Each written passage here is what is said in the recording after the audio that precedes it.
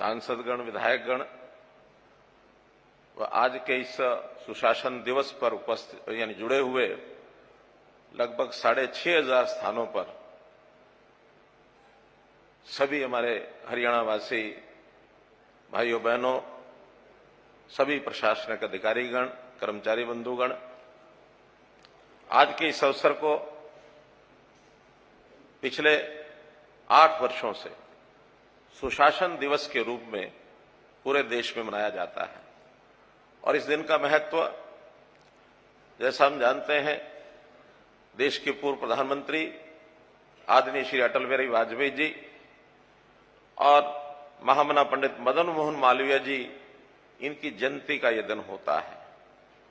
आज ही के दिन दुनिया के बहुत बड़े भाग में बहुत बड़ा समाज क्रिसमस का ये त्योहार भी मनाते हैं। ऐसे अवसर पर मैं सभी महानुभाव जिनका आज जन्मदिन है, आदरणीय अटल बिहारी वाजपेयी, महामना पंडित मदन मोहन मालवीय जी, उनके चरणों में नमन करता हूं और आप सबको बधाई देता हूं।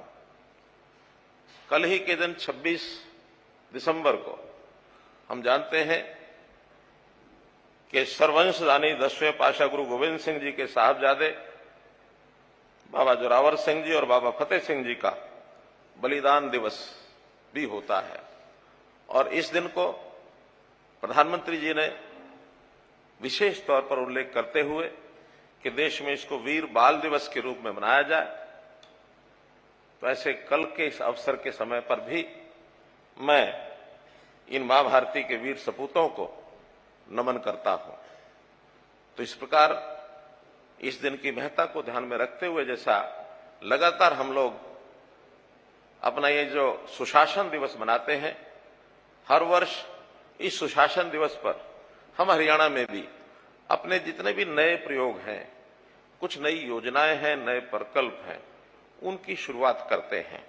और इस अवसर पर हम लोग इस घोषित महज एक अनुशासन, एक गवर्नेंस डे की बजाय, सुशासन दिवस की बजाय इसको एक संकल्प के रूप में और हम चलाते हैं। 8 साल पहले मोदी जी ने जब ये घोषणा की थी तो तब लगा होगा कि मात्र एक कार्यक्रम है, लेकिन आज हम सब महसूस करते हैं कि मात्र कार्यक्रम नहीं है, बल्कि एक दिशा हमने ली है कि आखिर शासन के नाते सुशासन, इसका भी एक बड़ा महत्व है।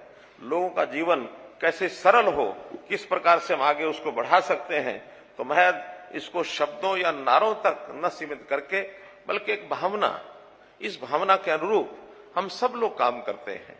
उसमें चाहे नेतृत्व हो, चाहे शासन में, प्रशासन में रहने वाले अधिकारी कर्मचारी हो या जनता हो, सबको मिल करके, एवं सामाजिक संस्थाएं, ये भी इस सुशासन के अवसर पर बहुत बड़ा योगदान करती हैं। तो हम सब मिल करके सुशासन की इस यात्रा को आज के दिन से शुरू करते हैं और लगातार पूरा वर्ष इसको हम चालू रखते हैं। और इसी प्रकार जैसा आज का ये दिन है, तो आज कुछ नई योजनाओं का ये उद्घाटन और शिलान्यास, इसका कार्यक्रम रखा है। सबसे पहला जो बड़ा कार्यक्रम आज हम करने जा रहे हैं वो है बीपीएल के परिवार। इनको अभी तक जिन लोगों को पीला कार्ड यानी बीपीएल के कार्ड पर राशन नहीं मिलता था, ऐसे बहुत लोगों की शिकायत होती थी कि ऐसे लोग जिनका राशन कार्ड बनना चाहिए उनका बना नहीं है, और जिनका नहीं बनना चाहिए वो राशन कार्ड उनके बने हुए हैं।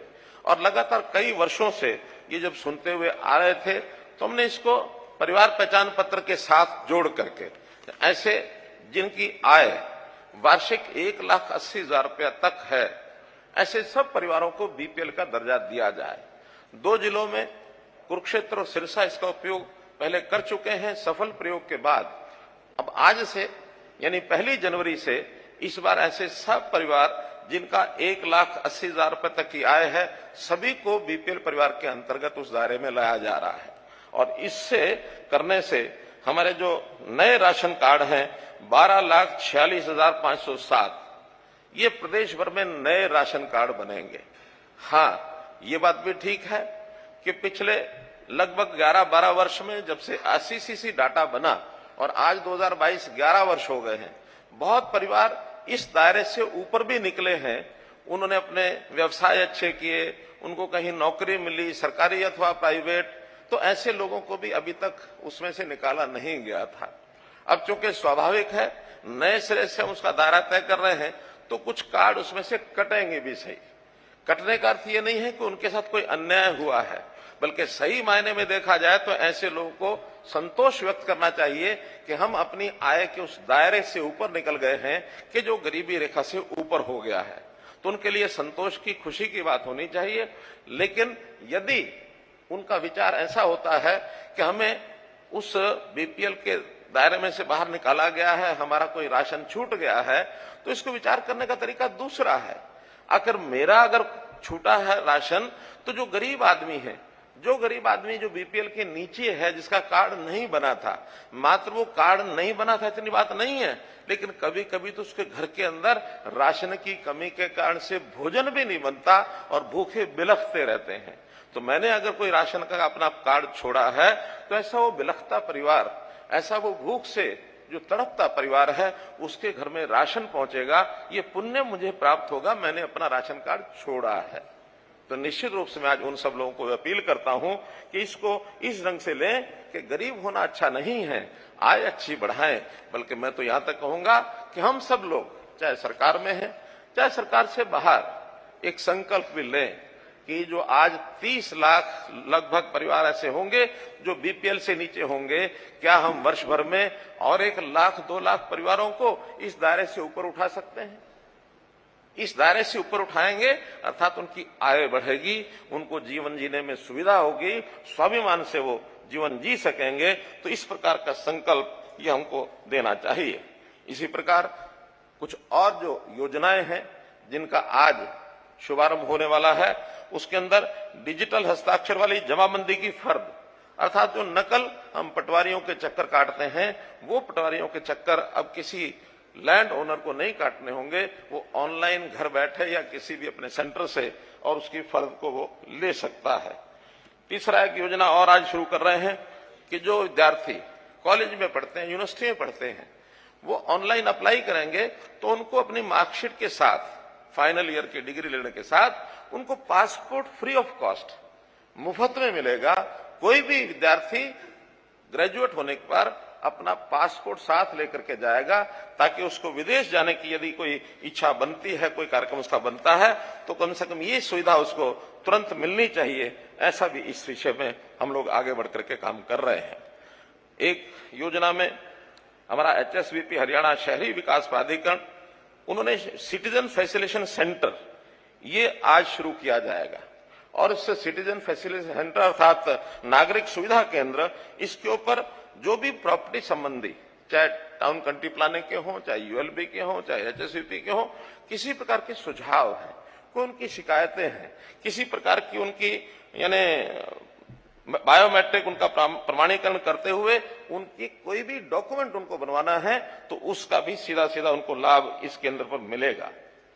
हमने जितने भी इंजीनियरिंग के काम हैं, किसी भी विभाग के हों, चाहे वो PWD के हों, चाहे अथवा और विभागों के जो निर्माण के कार्य विकास के, ठेकेदारों के लिए काम करने के लिए ई-टेंडरिंग का इंजीनियरिंग वर्क्स पोर्टल बनाया है। लेकिन इस इंजीनियरिंग वर्क्स पोर्टल में भी अगर लोग जागरूक हों, तो विकास के कामों में जो उनको न्यूनता ध्यान में आती है, उसकी शिकायत करने के लिए ऐसा भी एक ग्रीवेंस पोर्टल आज शुरू किया जा रहा है, ताकि इसमें सोशल ऑडिट सिस्टम के माध्यम से कहीं भी विकास के काम में कोई काम होता है तो उसमें कोई कमी न रह जाए, और यदि कमी रहती है तो उसकी शिकायत तुरंत उसको मिलने के बाद उसको ठीक भी किया जाएगा। तो एक ग्रीवेंस पोर्टल भी इसको शुरुआत की जा रही है।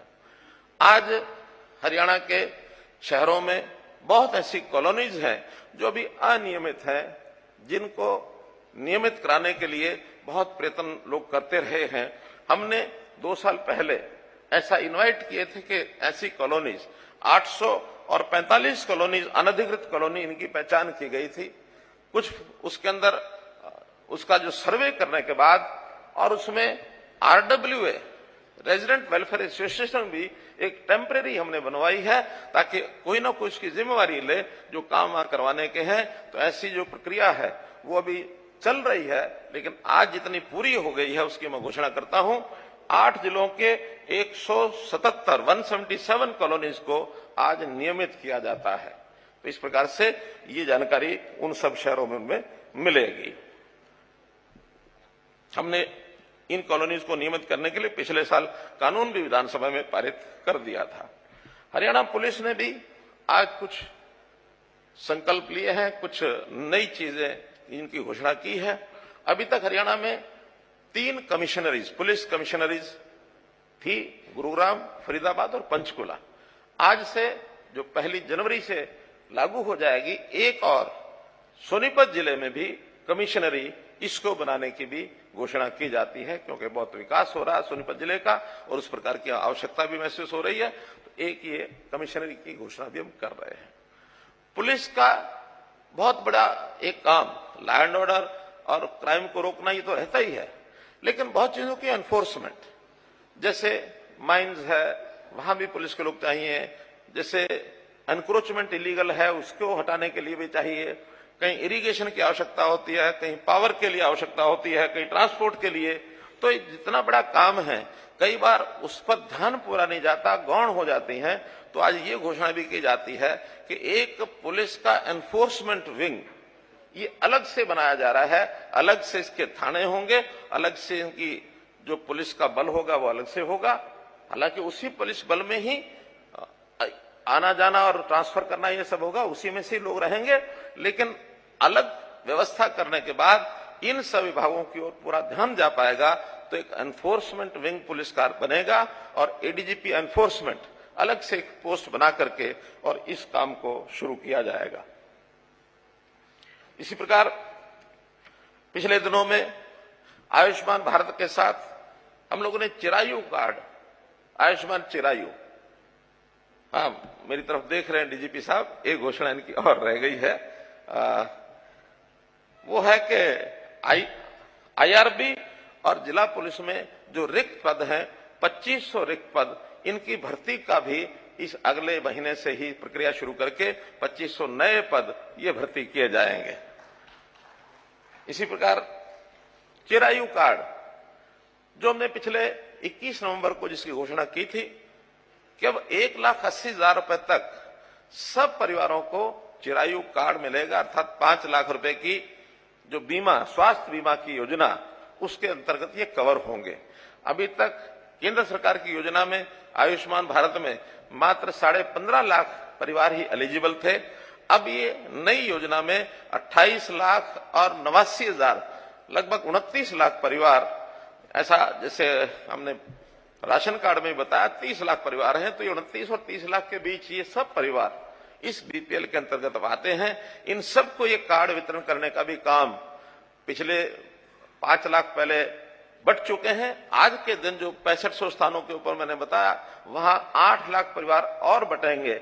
लेकिन परिवारों के ये जो कार्ड छपाई का काम थोड़ा धीरे होने के कारण से इनको स्थायी लाभ जो 5 लाख रुपए का है वो मिलना प्रारंभ हो गया। लगभग 80 लाख लोगों ने रजिस्टर करा लिया है 1.25 करोड़ लोगों में से। यानी अगर परिवारों का हिसाब लगाएंगे तो ये लगभग और 20-22 लाख परिवार होंगे जिनको और ये रजिस्ट्रेशन हो चुका होगा। 80 लाख परिवार आज भी सहायता के लिए योग्य माने गए हैं और 21 नवंबर से लगभग 1 महीना हुआ है, लगभग 5800 लोगों ने इसकी सहायता, इस नई योजना के अंतर्गत सहायता प्राप्त कर ली है। 11 करोड़ रुपया उस पर खर्च आया है। तो अर्थात 5800 करोड़, 5800 लोग यदि योजना में नहीं आते तो उनके लिए कई बार ये कठिनाई भी बन सकती थी कि उनको पैसे का खर्च कठिन हो जाता था। तो इस प्रकार का ये योजना भी हमने बनाई है। ऐसे ही एक योजना निरोगी हरियाणा, वर्ष में एक बार स्वास्थ्य जांच, पहले बार तो 2 वर्ष शायद लग जाएंगे क्योंकि इस योजना में उतना इक्विपमेंट, उतना इंफ्रास्ट्रक्चर तैयार करना, उसके लिए भी समय लगेगा, लेकिन अभी उसको प्रारंभ कर दिया है। 80,000 लोगों का और ये परीक्षण जांच हो चुकी है। करना 1.25 करोड़ का पहले उस चरण में है, तो इस पर भी समय लगेगा, लेकिन प्रारंभ हो गया है। जो परीक्षण जांच में छोटी बड़ी कोई कमी पाई जाती है इस शारीरिक परीक्षण में, उसका इलाज तुरंत कराने की सुविधा भी उनको मिलती है। तो इस निरोगी हरियाणा का भी कार्यक्रम इस वर्ष हमने ये शुरू किया है। ऐसे सब कार्यक्रम आज लॉन्च करते हुए इस कार्यक्रम के बाद सभी जिलों में भी ये जो राशन कार्ड का वितरण है वो किया जाएगा और सब जिलों में ये जो अपना चिरायु कार्ड है वो भी बांटे जाएंगे। तो नई योजनाओं की लॉन्चिंग ये कुछ की अभी इसके बाद करेंगे, कुछ अपने अपने स्थानों पर लोगों ने उसकी योजना बना करके लॉन्चिंग कर दी है। मेरा सुशासन से अर्थ केवल इतना ही है कहने का कि जो बात हमने 2015 में रादर 2014 में सुशासन दिवस पहले कार्यक्रम में सीएम विंडो के रूप में शुरू किया था और पिछले 8 साल के अंदर इतने कार्यक्रम हमने लागू किए हैं कि कभी कभी जब मैं अपने नेताओं से, कार्यकर्ताओं से, विधायक सांसदों से बात करता हूं तो उनको कहना कि नई चीजें इतनी हो गई हैं कि और आगे नहीं करनी चाहिए, बल्कि इनके ऊपर भी जो काम करना शेष बचे वो काम करने चाहिए। लेकिन फिर भी कुछ काम एक दूसरे से जुड़े होते हैं। आगे भी इन वर्षों में जो काम इनके साथ जुड़े हुए हैं ताकि उनको कैसे सहूलत हो सके। सीएम विंडो की शुरुआत हमने की थी, आज 12 लाख लगभग ऐसी एप्लीकेशन है जो ग्रीवेंसेस विंडो में आई है। तो एक बहुत बड़ी सुविधा लोगों को ये मिली है। हमने जैसे ये राइट टू सर्विस में हम देखते हैं कि पहले कभी इसकी चिंता कोई नहीं करता, सर्विस अधिकारी ने दी कि नहीं दी, लेकिन जब से हमने राइट टू सर्विस कमीशन बनाया है नए सिरे से, हमारे टीसी गुप्ता जी बैठे हैं, इन्होंने एक नया प्रयोग किया, आस पोर्टल बनाया, ऑटो अपील सिस्टम, जिसके अंतर्गत शायद पिछले 8 वर्षों में जब से शासन है कोई 7 या 8 अपील ही आई थी, लेकिन 2 वर्षों में 14,000 अपील आई है। तो 14,000 अपील का अर्थ यह है लोगों में जागरूकता आई है और उनको समय पर सर्विस की मिल रही है। जो अधिकारी कर्मचारी नहीं समय पर सर्विस देता उसके ऊपर फाइन भी किया जाता है। तो लोगों में एक अनुशासन की भावना आई है और लोग उस पर आगे बढ़े हैं। तो मित्रों, हमने जैसे लाल डोरा की व्यवस्था ये भी सुशासन के अंतर्गत ही की थी कि लाल डोरा के अंतर्गत लोगों की जमीन अपनी है लेकिन उनको मलकियत का एहसास नहीं है कि मालिक है कि नहीं है। उस व्यवस्था को बनाया ताकि वो अपने मालिक बन सके, उनको रजिस्ट्री उनके हाथ में पहुंच जाए। शहरों में 20 साल, 30 साल, 40 साल, 50 साल से लोग बैठे हैं, कोई छोटी मोटी लीज का पैसा उनका किराया देते हैं, करते हैं, कोई लाभ न तो म्युनिसिपैलिटी को होता है और वो भी अपने प्रॉपर्टी में कुछ अदल बदल करना चाहे कर नहीं सकते हैं, और करना चाहे तो उसमें अधिकारी कर्मचारी उनको 100 तरीके होते हैं उनको घुमाने के, परेशान करने के। तो हमने उनको भी इस स्वामित्व योजना में 20 साल से ज्यादा किसी का अगर उसके ऊपर कब्जा है तो पैसा लेकर के उनको भी उसका अधिकार दे दिया है। और यही चीज आगे हम एक्ट बना करके ग्रामीण क्षेत्र में भी करने जा रहे हैं कि बहुत बड़ी लिटिगेशन जो बन रही है, यानी एक प्रकार से जमीनों के कब्जे किसी के हैं, मालिक कोई है, सरकार के भी जगह पर कब्जे हैं, या कहीं ना कहीं विधिवत तौर पर उन्होंने उसका कोई एक डॉक्यूमेंट बना रखा है, लेकिन बड़ी संख्या में ये लोग हैं, इसको भी हम आगे करने जा रहे हैं। बुजुर्गों की पेंशन हम देखते हैं कि दर दर भटकते थे, पेंशन बनती नहीं थी, इसको भी ऑनलाइन कर दिया है कि जिस दिन 60 वर्ष की आयु और उस कपल की पति पत्नी की आय यदि 2 लाख या इससे नीचे है तो उससे तुरंत उसको उसका जो ओल्ड एज पेंशन का खाता खुल जाएगा, उसको ये पेंशन उसकी मिल जाएगी। इसमें भी उसको कहीं आने जाने की आवश्यकता नहीं है। इसी प्रकार जितनी सेवाएं हैं इन सेवाओं को सबको विधिवत तरीके से लोगों तक पहुंचाया जाए। हमने पूरी आबादी, हरियाणा की 2 करोड़ 83 लाख आबादी है, इसके 5 भाग किए हैं आयु के हिसाब से, और आयु के हिसाब से इन हर एक वर्ग की चिंता एक विभाग करेगा और उस विभाग के बाद उसी को कोई भी कमी आती है किसी और विभाग से भी काम कराना है तो वो जो नोडल डिपार्टमेंट है वो उस पूरे डिपार्टमेंट की चिंता करेगा, पूरे वर्ग की चिंता करेगा। जैसे 0 से 6 साल तक, 6 साल से 18 साल तक स्कूल एजुकेशन, 0 से 5, 6 WCD, 18 से 25 ये हायर एजुकेशन, 25 से लेकर के 60 साल तक ये जो हमारा एम्प्लॉयमेंट डिपार्टमेंट है, रोजगार देने वाले डिपार्टमेंट, वो उनको रोजगार चाहिए उस प्रकार का वो करेंगे। 60 से और जो जीवन जितना भी व्यक्ति का चलता है, हमने 120 साल तक के भी आयु के लोग ऐसे ढूंढे हैं। ऐसे सबका जो सोशल जस्टिस डिपार्टमेंट है, सामाजिक न्याय अधिकारिता मंत्रालय, वो इस पर काम करेगा। हमारे यहां मैंने एक आंकड़ा देखा, 100 से लेकर 120 साल तक के भी 4038 लोग अभी हमको आशीर्वाद दे रहे हैं। 4038, 100 से 120 साल देखा जाए तो इस मामले में हम जापान से भी आगे हैं। जापान में लोग कहते हैं कि बहुत बड़ी आयु के लोग वहां रहते हैं, हमारे हरियाणा में उससे भी बड़ी संख्या में लोग रहते हैं, लेकिन उनकी चिंता भी ये हमको करनी होगी। तो इस प्रकार से इस सुशासन के सारी व्यवस्था को आगे बढ़ाते हुए, पारदर्शिता को लाते हुए और एक स्मार्ट शासन ये हमको बनाना है। स्मार्ट यानी एकदम simple, moral, accountable, responsible and transparent. SMART, simple, moral, accountable, responsible and transparent. इस प्रकार से एक स्मार्ट जो हमारा एक तरीका ये बनना चाहिए कि भी हम अपने सारे सिस्टम को ठीक करेंगे।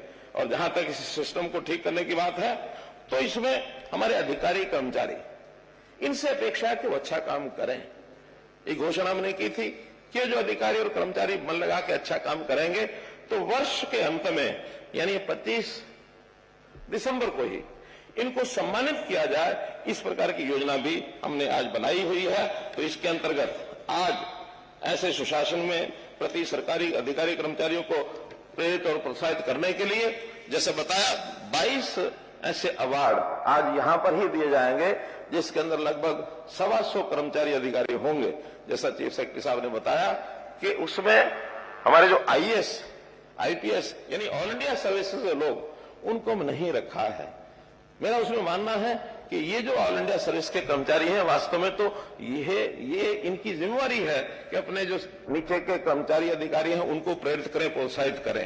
ये तो अवार्ड बांटने वाले लोग हैं, और अवार्ड बांटने वाले लोग अपने ही गले में माला डालें तो किसी को अच्छा लगता है? नहीं लगता है। तो हमारा ये सारा स्ट्रक्चर नियम ये बना है कि हम अपने 3 लाख जो कर्मचारी हमारे हैं सरकारी नियमित कर्मचारी, उनमें अच्छे कर्मचारी कौन हैं और किस प्रकार से इस सारे विषय को आगे बढ़ाते हैं, इसके लिए आज इस पर काम किया जा रहा है। हमने जैसे इस सुशासन दिवस को इसको नाम दिए हैं हर बार। 2019 के अंदर जब ये सुशासन वर्ष का शुरू किया गया था तो हमने इस वर्ष का नाम सुशासन वर्ष दिया था, और 2020 में सुशासन संकल्प वर्ष इसका नाम दिया था। 2021 में सुशासन परिणाम वर्ष नाम दिया था। 2022 में अंत्योदय उत्थान वर्ष नाम दिया था, और इस बार 2023 का जो वर्ष आने वाला है इसका नाम हम रख रहे हैं अंत्योदय आरोग्य वर्ष। अंत्योदय वर्ष अर्थात ये जो 1,80,000 रुपए वार्षिक आय के जो लोग हैं, BPL जिनको हम कहते हैं, इनका रोग कैसे यानी आरोग्य कैसे रखा जाए, इनको स्वस्थ कैसे रखा जाए, बहुत योजनाएं हमने बनाई हैं। और उन योजनाओं में हमारा जो स्वास्थ्य विभाग का इंफ्रास्ट्रक्चर, इसको बड़ा कर रहे हैं। डॉक्टर्स की भर्ती हम ये ज्यादा कर रहे हैं, बल्कि आपको जानकारी मिली ही होगी कि जो डॉक्टर्स अपनी पढ़ाई सरकारी कॉलेजों में करते हैं उनको भी हमने निवेदन किया है कि 5 साल वो सरकारी नौकरी करें, ताकि 5 साल सरकारी नौकरी करेंगे। हमको आज 28,000 डॉक्टर्स की जरूरत है, और मात्र हमारे 6 या 7,000 डॉक्टर हमारे गवर्नमेंट के रोल पर हैं। इतने ही प्राइवेट होंगे तो 13,000 हो जाएंगे, 14 हो जाएंगे। इतने और चाहिए, 14,000 डॉक्टर और चाहिए, ताकि हम इन सरकारी डॉक्टर्स का उपयोग जनता की सेवा के लिए हम कुछ कर सकें। आयुर्वेद की पद्धति से, आयुष की पद्धति से हम ज्यादा इंफ्रास्ट्रक्चर बना करके लोग स्वस्थ कैसे बने रहें, बीमार न हो, रोग आए ही नहीं। वेलनेस सेंटर्स हम खोल रहे हैं, गांव-गांव के अंदर पार्क एवं व्यायामशालाएं ये बना रहे हैं। योग को अंतर्राष्ट्रीय स्तर पर मान्यता मिल गई है। ये सब चीजें, स्पोर्ट्स हमारे यहां प्रभु कृपा से हमारे प्रदेश के नौजवानों ने, नवयुवतियों ने जिस प्रकार का साहस दिखाया है, स्पोर्ट्स में हम दुनिया में बहुत आगे बढ़ रहे हैं। तो इसलिए इस वर्ष को हम अंत्योदय आरोग्य वर्ष 2023 ये मनाने जा रहे हैं। मैं समझता हूं इस ओर सब लोगों का ध्यान जाएगा। तो ऐसे जो व्यवस्था परिवर्तन के सब काम हैं, इन व्यवस्था परिवर्तन के कामों को किस प्रकार से आगे बढ़ाया जाए। हमारा IT डिपार्टमेंट, NIC, हार्ट्रॉन, जितने भी ऐसे IT के काम करने वाले लोग हैं, ऐसा बहुत हर एक विभाग के लिए कुछ ना कुछ काम कर रहे हैं। मॉड्यूल्स बना रहे हैं, एप्स बना रहे हैं, हर विभाग की वेबसाइट बन रही है, हर एक विभाग का कोई ना कोई डैशबोर्ड ये बना रहे हैं, हर एक का कोई पोर्टल बना रहे हैं। इन सब पोर्टल्स पर जानकारी इकट्ठी करके, क्योंकि एक ट्रांसपेरेंट तरीका इन सब चीजों में से आता है। और आपकी जानकारी के लिए मैं स्वयं सीएम डैशबोर्ड नाम से एक कक्ष मेरे यहां बना हुआ है, उसमें हर एक विभाग की जानकारी मैं उसमें से मैं लेता हूं। कौन से जानकारी की प्रोग्रेस क्या चल रही है, पिछला इतिहास क्या है, हम अपनी स्पीड को कैसे बढ़ाएं। तो इस अनुशासन के नाते से हम ये सब काम कर रहे हैं और मैं समझता हूं कि इसमें जो हमारे कर्मचारियों का, अधिकारियों का जितना हमको योगदान मिल रहा है, इसमें बहुत ही सराहनीय ये काम है। और इसके लिए जरूर मैं कहूंगा कि काम को करना, उसकी गति बढ़ाना, ये हमारा काम है, लेकिन उसमें न्यूनता कहीं आती है तो इस पर भी चोट पहुंचती है। न्यूनता में भ्रष्टाचार का एक ऐसा रोग है जिसको समाप्त हमको मिलकर के करना है। हमारी बहुत सी एजेंसी इसमें काम कर रही हैं। हमारा सीएम फ्लैंग स्क्वाड काम कर रहा है, पुलिस भी काम कर रही है, विजिलेंस ब्यूरो भी काम कर रहा है, विजिलेंस डिपार्टमेंट भी काम कर रहा है। विजिलेंस ब्यूरो का तो अभी जो एक केंद्र स्टेट में था, स्टेट विजिलेंस ब्यूरो, इसके 6 और हिस्से आगे डिविजनल लेवल पर डिविजनल विजिलेंस ब्यूरो, इसकी रचना भी बनाई है ताकि जो बहुत छोटी शिकायतें हैं वो नीचे वहीं समाप्त हों और उनका वहीं संज्ञान लिया जाए, दोषी व्यक्ति को वहीं दंडित किया जाए। साथ में सोशल ऑडिट सिस्टम, इसकी ओर आगे बढ़ रहे हैं ताकि कोई भी चीज जनता के ध्यान में अगर आती है वो गलत है तो वो गलत बताएगा, ठीक है तो ठीक बताएगा। तो हम कर्मचारियों के ऊपर भी, अधिकारियों के ऊपर भी, जनता के जो हमारे जो पार्टियों के लीडर्स हैं, सरकार में जो लीडर्स हैं, इन सब के ऊपर भी जनता का ध्यान रहे। और जनता यदि कोई चीज ध्यान में आती है, चेक करती है, तो बहुत बड़ी ताकत होती है। तो जो सबका साथ सबका विकास, ये जो एक स्लोगन प्रधानमंत्री जी ने दिया है, ये केवल स्लोगन नहीं है, इसको जमीन पर हमको उतारना है। तो इसलिए सब लोगों को हमको साथ लेके चलना है। मेरा तो कई बार ऐसा भी मानना होता है कि हमारी जो एसीआर है, जो सरकारी अधिकारी कर्मचारियों की एसीआर लिखी जाती है, अभी तक जो ऊपर के अधिकारी होते हैं, जिसके अंतर्गत जिसके माहत कर्मचारी अधिकारी काम करता है, वो ऊपर वाले उसकी रिपोर्टिंग करते, एक्सेप्ट करते। क्यों नहीं जनता में जिन लोगों के साथ उनका संबंध आया है, एक हिस्सा थोड़ा उनके जिम्मे छोड़ दें हम। क्या 10 नंबर उसके आने हैं तो 3, 4, 5 नंबर जनता जिन्होंने काम लिया है, ऐसे जिस क्षेत्र में व्यक्ति रहता है, उसका व्यवस्था भी बना करके और उनको कहा जाए कि इस कर्मचारी की, इस अधिकारी की एसीआर भी लिखने में सहयोग करो। फिर पता लगेगा हम कहां खड़े हैं। तो हमें बहुत शुद्धता से, ये परिवार मेरा है, ये जनता मेरी है, इस जनता और परिवार को मान करके मुझे इनकी सेवा करनी है। बदले में मुझे जो मिलता है पर्याप्त मिलता है, कम नहीं मिलता है। हमारी कोई आय कम नहीं होती है। सरकारी अधिकारी कर्मचारियों की तनख्वाह मैं समझता हूं एक गरीब आदमी की अपेक्षा, जो किसान है, जो लेबर करता है, कम पढ़ा लिखा हो सकता है वो, लेकिन आखिर परिवार तो उसका भी है, अधिकार तो उसका भी है, उसके मुकाबले में हमें बहुत कुछ मिलता है।